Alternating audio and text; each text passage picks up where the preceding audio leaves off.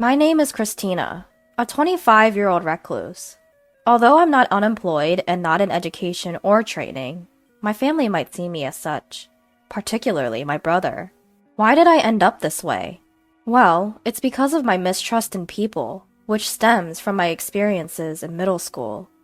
Even though I say mistrust, the causes are various, and in my case, it was mainly because I was ignored. I'm not sure why, but it seems to be the result of people around me not finding me interesting because I was only interested in machines. I've always loved tinkering with computers, and I was good at anything related to machines, which made me useful at home. However, that was short-lived. As my grades at school started to suffer and I spent more time playing with computers than hanging out with friends, my parents began to worry. By the time I graduated from elementary school, they started scolding me. How long are you going to keep playing with machines? As I went through my middle school years while being scolded by my parents, I gradually began to think that I shouldn't be doing what I wanted to do. After that, I would isolate myself in my room when school was off so that my parents wouldn't notice, completely cutting off all contact with the outside world. This led to more people calling me weird or dangerous, and I gradually began to become isolated at school as well. My only ally during this time was my brother Keith. From a young age, he was good at flattering me and knew how to get me motivated. With Keith's support, I was able to graduate from compulsory education, but I didn't go on to high school and instead spent my time doing jobs that I could do on a computer at home. Right after graduating from middle school, around the age of 16, I was able to work part-time, so I used that money to buy old computers, disassemble them, and freely rebuild them from scratch. This hobby of mine paid off, and by the time I turned 20, I was able to build computers that could be sold. Then things quickly changed when I started a business where affordable computers were readily available, and I was soon well known. At 25, I have made a small fortune and have even managed to earn an income that allows me to put $2,500 into my parents' household every month and still have money left over. Although I had talked to my parents about my job several times, they didn't understand it, and after a few arguments, they established the stance that as long as I could support myself, they didn't care what I did. Thanks to this, my parents no longer interfered with my actions because I was contributing money and I was able to live freely at my parents' house. However, the one who didn't think highly of me was my brother. My brother, who had been my ally and the only one who understood me when I was a student, used to be very kind. But maybe he got fed up with his sister, who, even after turning 20, was still holed up in her room at her parents' house, continuously tinkering with machines. Eventually, he started to act harshly towards me whenever he saw me, and since I wasn't the type to stay quiet, conflicts with my brother increased, and now we're on bad terms. Our relationship took a further turn for the worse after my brother got married. It seems that my brother's wife was a woman he'd been involved with since his high school days, but she had never thought highly of me after hearing about me from my brother, and she didn't like the fact that she had become my sister-in-law, and seemed to have instilled something in my brother. As a result of this continued situation, I came to be called the plague of the family home. Even though I was isolated in my room, I felt my heart wasting away from the relentless malice aimed at me, clearly different from the worried words of my parents. My parents' home, which had been a comfortable place to be despite various criticisms, was transformed overnight into a den of enemies. I no longer felt at ease, and I gradually felt my parents being won over and my allies disappearing. Despite this, I had sufficient income of my own, was properly contributing to the household expenses, and naturally had the right to isolate myself in my room. But I suppose I seemed like a freeloader to my brother and sister-in-law, who didn't understand what I was doing. They gradually started saying things like, "We're going to drive you out of the family home and live here with our parents." I was fully estranged from my brother and his plans to live in the family home by kicking me out, so I thought it wouldn't really matter if I left once I found a new place to live.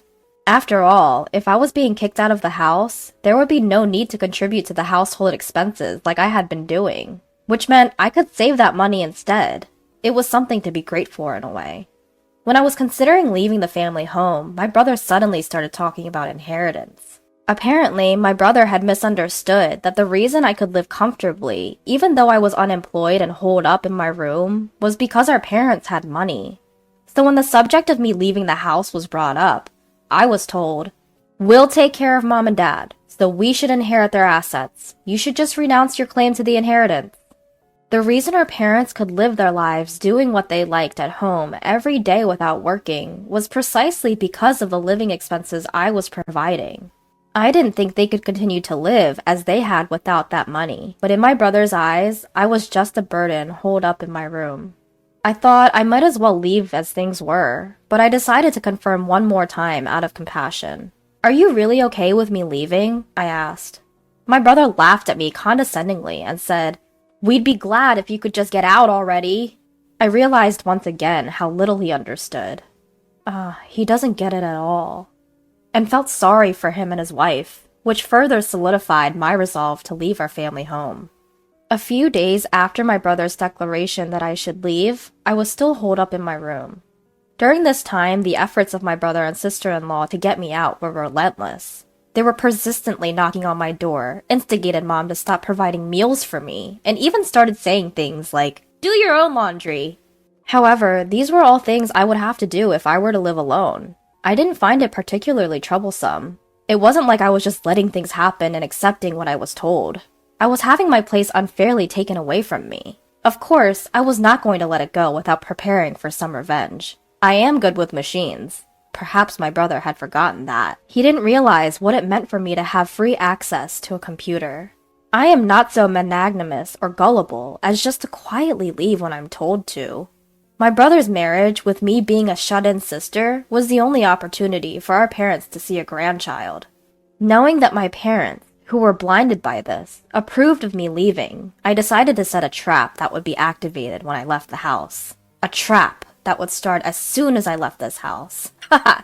Finally, I found a new place to live, finished the necessary procedures, and decided to leave my family home. Just before I left my family home, I left a parting message for my parents and brother. "I've been providing for the family, and you've forgotten all the good I've done. I hope you realize who the real curse on our family wealth is." My parents seemed taken aback for a moment, but they probably believed my brother would somehow manage. In the end, all three of them brushed off my words as sour grapes. I'm sure they didn't take what I was saying seriously. However, I thought it was best this way for now, so I decided to go ahead and leave the house. I brought over a considerable amount of equipment from my family home and bought additional items, as well as necessary furniture and appliances. I arranged everything the way I liked it, furnished the place with my favorite interior design, and created a supremely comfortable space. I found myself working more efficiently than ever.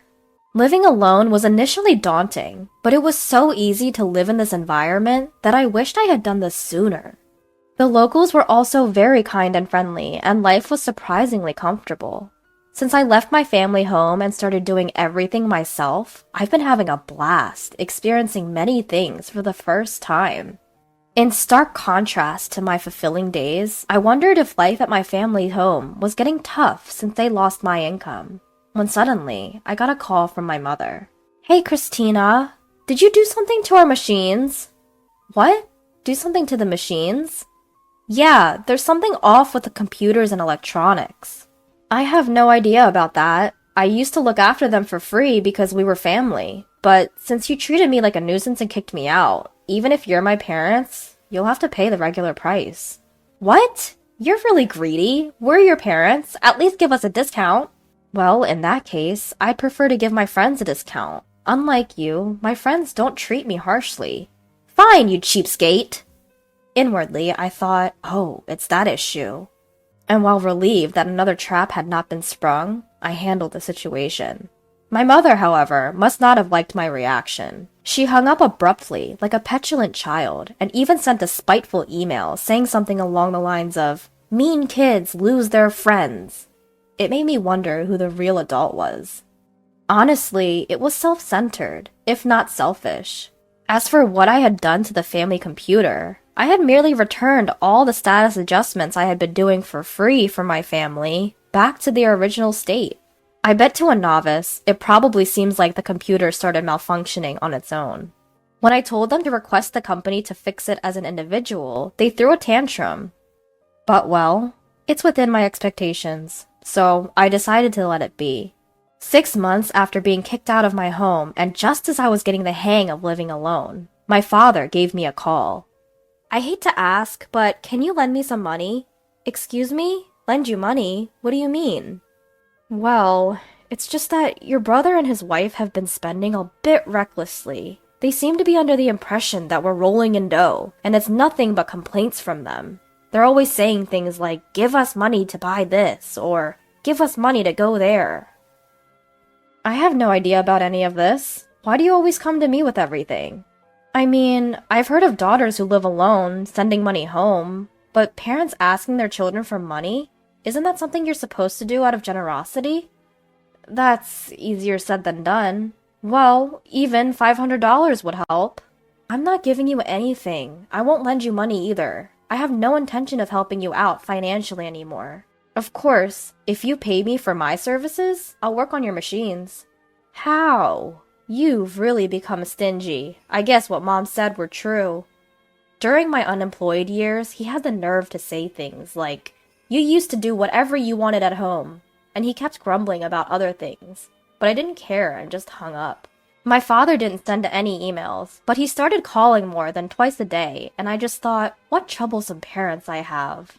A few days after my father's constant contact, my brother, who seemed to be really in a bind, called me next. When I asked him why they were calling me in turn, he said, tell me why our family home was wealthy before. I suppose he must have had a hunch that their financial situation has obviously worsened since I moved out.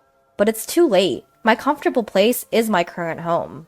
Both my work and life are entirely contained in this house, and there's no way I'm leaving it ever again. Is it maybe the reason our family was wealthy was because I was contributing $2,500 each month to the household? I didn't have to contribute that much, but I felt a sense of gratitude for being raised by my parents, so I gave more. So now, why would I continue to financially support a home that I was kicked out of? There's no way I would, right? I see. So that's why Mom and Dad's financial situation suddenly worsened.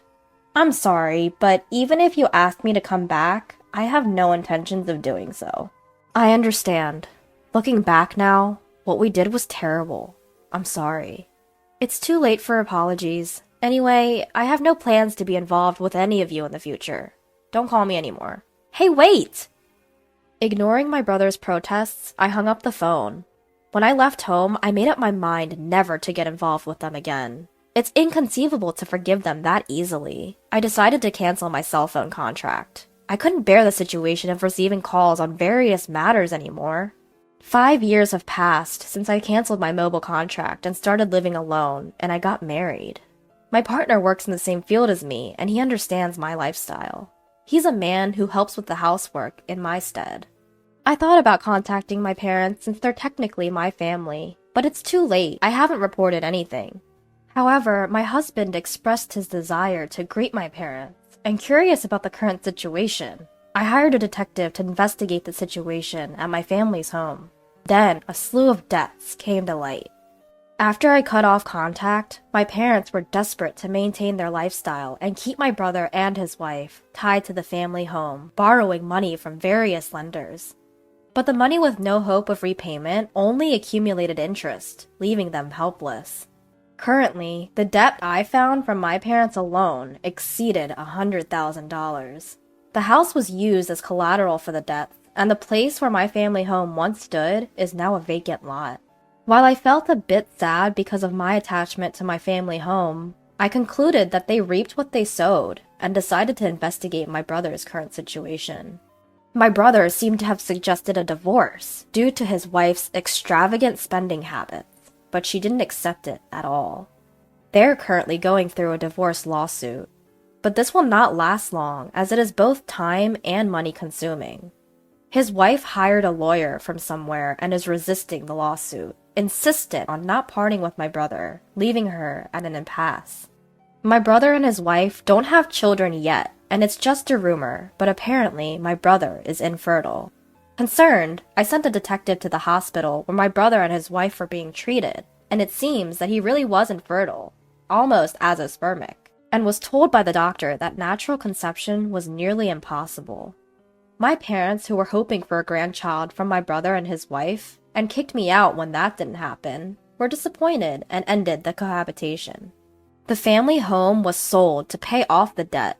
That was the pitiful state of my family now. This terrible situation was evident just from a casual investigation. It was clear that meeting these people in this state was not advantageous for me either, or my husband. After all, I have a kind husband now, 4 children, and a dog. We've bought a large home and are living the life that those people idealized. If they knew this fact, they would surely try to take advantage of it. I couldn't bear such a thing, so as soon as I knew this fact, I went to the local office and arranged so that my information could only be accessed through a personal disclosure request. And I made sure never to get close to those people from my side, and asked my husband to bear with not greeting for our marriage. My husband looked disappointed, but when I explained the current situation, he seemed to understand, and he hasn't said anything since. When the situation at my family home calms down a bit, and a time of reconciliation comes, I hope I can get along with my parents and brother.